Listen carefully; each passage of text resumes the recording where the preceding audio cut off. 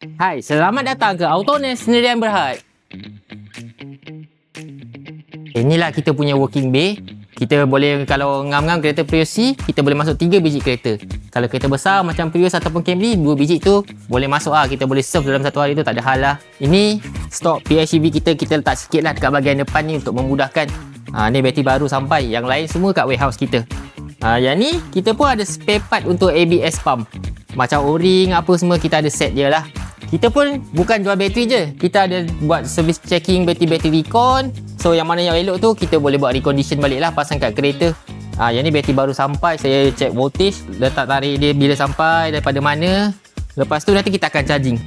Ni lah bay kita yang kita akan buat untuk charging dan checking bateri nanti. Kita ada mesin BMW untuk checking bateri BMW ataupun yang single cell. So kita nanti pun ada mesin-mesin lain yang macam untuk Toyota tu yang baru akan sampai. Itu saja perkongsian saya pada hari ini. So anda kalau sana yang pakai kereta-kereta hybrid, jangan malu, jangan segan, datang kat sini. Kita bagi free checking setiap hari Jumaat daripada 9 pagi sampai 1 tengah hari. So hari lain pun boleh sebenarnya, datang je.